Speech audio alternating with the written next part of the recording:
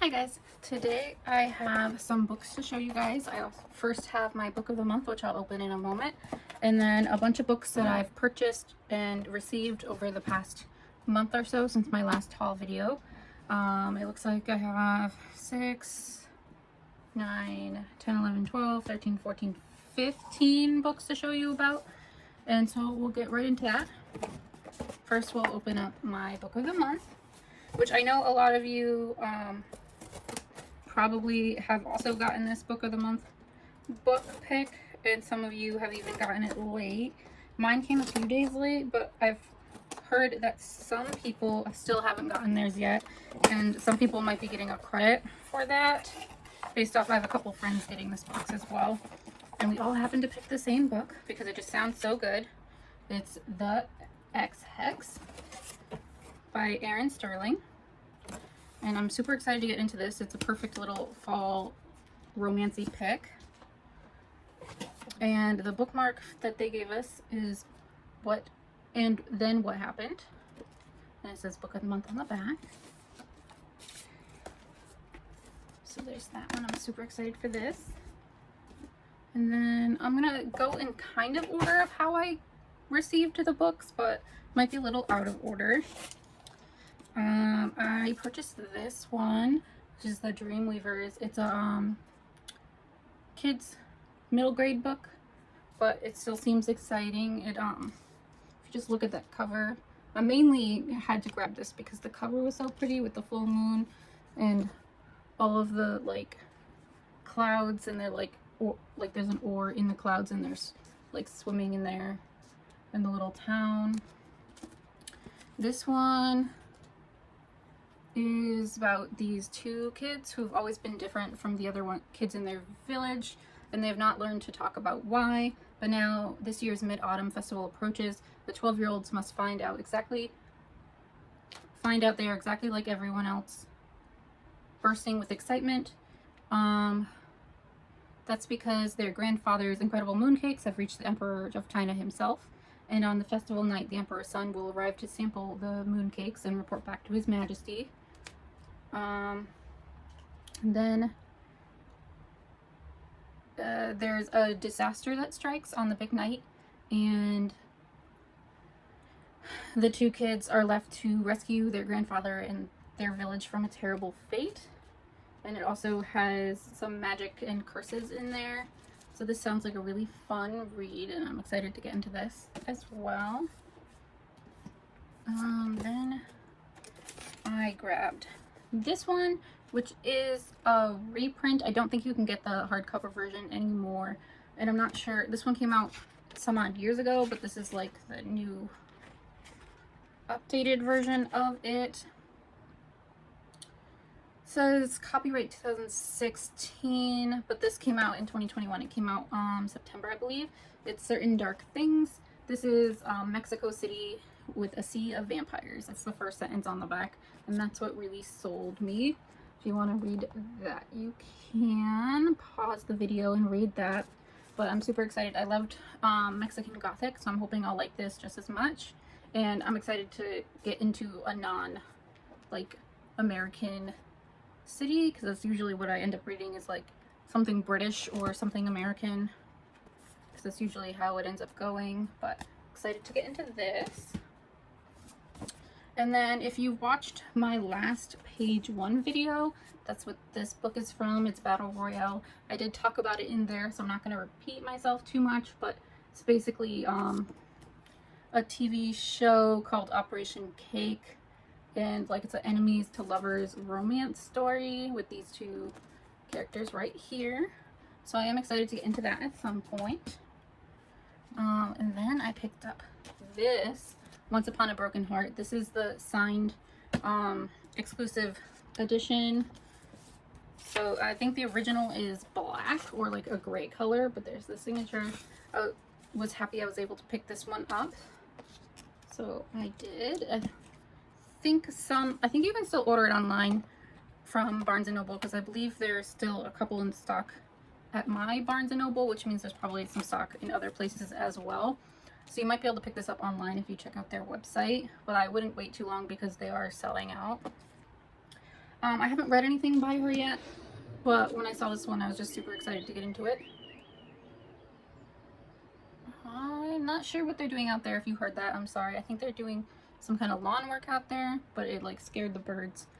But anyway, I'm excited to give this one a go. It sounded like a cool story.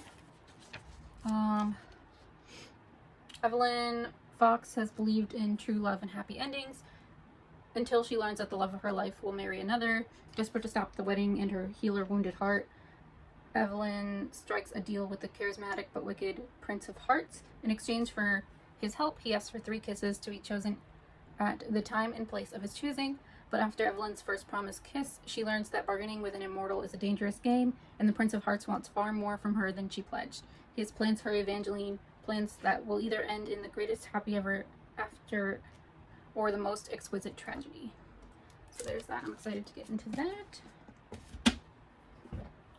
And then I picked up this ARC copy of Heard It in a Love Song.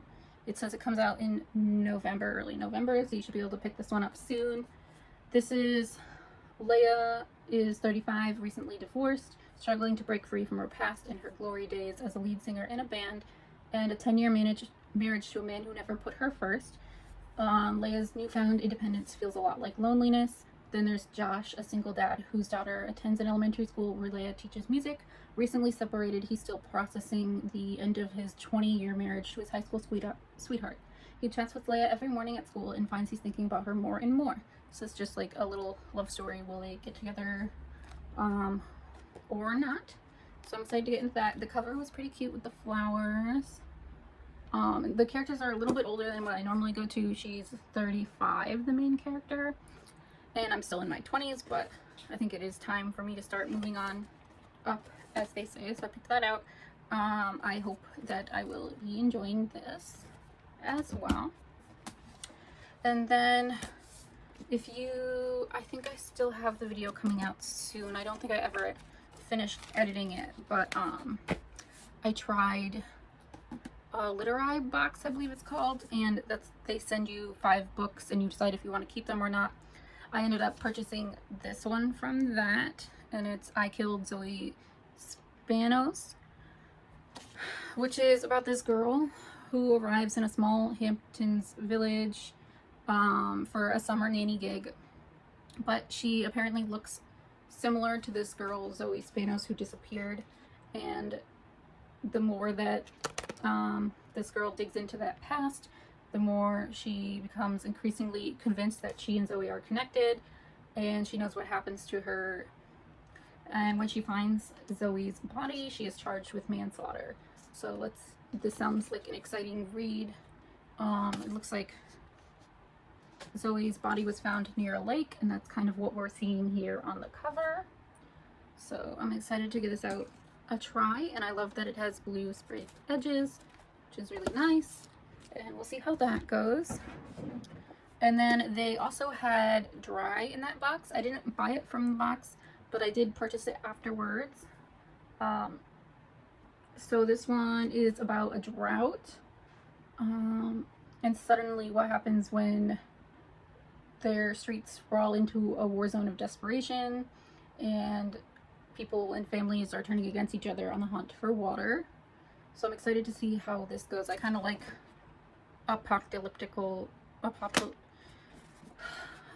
when things go bad stories. So I'm excited to get into this one. I feel like there might have been a second one to this, but I might be wrong, but I will look into that at some point. So there's that one. And then if you saw my Owl Crate video that came out a couple days ago, this is the book we got in that. It's called Lake's Edge, and it says that there are monsters in the world, and they know her name. So I'm kind of excited to get into this. I'm not sure if I'll get into it before the end of the month, but I will attempt to, because it does sound a little spooky and exciting. So here's that one. If you want it, this one I believe comes with bonus chapter at the end, maybe. Yep, it does come with a bonus Owl Crate chapter at the end that's a couple pages long. So I'm not showing you that because you can only get it through the Owl Crate box, and I don't want to be that person that just tells everyone what the exclusive chapter is. I know at some point somebody probably will, but there's that. You can still get the Owl Crate box. I think you'd have to look that up on the website. And there's that one. Then I went to a used bookstore called the Dog Ears Books, which is in New York. And I picked up 3 books from there. I picked up Cat on the Edge, which seems like it's from the cat's perspective, which I think will be cute. I picked up the Lunatic Cafe, which is about a vampire slayer, and there's werewolves involved. And I just thought this would be a fun read to do. And then I picked up Speckled and Spooked, which I thought might be good for the spooky season. And it might not be like super spooky, but I figured I'd give this one a go. And it had a cute little cat on the cover. So there are those that I picked up from that used bookstore. And then there's just a couple more, 2 ARCs. One that already came out last year, but we still had a copy at my work, so I picked it up. It's called Smash It. It's about this girl trying to get over her insecurities and live her best junior year that she can. So I am excited to get into this. Yeah. We are almost done. The next one I picked up comes out in next month in November. It is All Her Little Secrets. This is about this person who has an Ivy Law degree. When she goes to meet her boss, one cold January morning, she finds him dead with a gunshot wound in his head, and then she walks away like nothing happened because she doesn't want her past. She apparently has something bad happened in her past, and she doesn't want to bring that up by reporting this and things like that. So let's see if she can get through that and what happens. If you want to read the back, there it is. Hopefully you can read that. Then the last thing I picked up, which I'm super excited for, is Aristotle and Dante Dive into the Waters of the World, which is a super thick book. I wasn't expecting it to be this thick, and apparently it picks up directly where the last one left off. And I read the first book I read a couple months back. I know it came out like 7 or 8 years ago, and so this is like a big thing, exciting. Everyone's super excited. There's the cover of the other one, so I decided to pick this one up as well to see how it goes. I really liked the first one, and it's still relatively fresh to me, which is good because I'm pretty sure a lot of other people read this one years ago and they might have to read it again before they move on to this. But I'm super excited, and it's pretty thick, so it should be a pretty good story. I'm excited, and it should go pretty far into the world. I'm not sure. I might look up a little bit of details and see if it says why he waited so long to write this one, but I am excited to get into it. And that's pretty much all the books for this month. Let's see if I can get them in frame. It's a lot.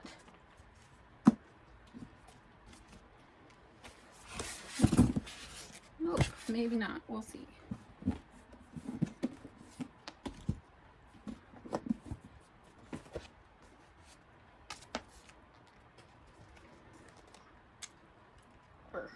I don't think I can.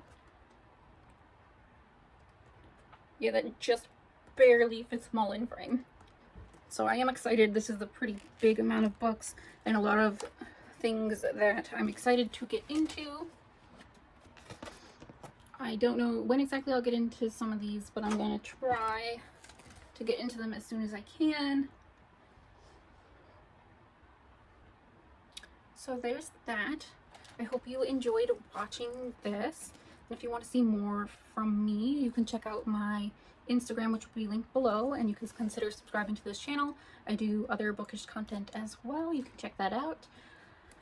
And until next time, bye guys.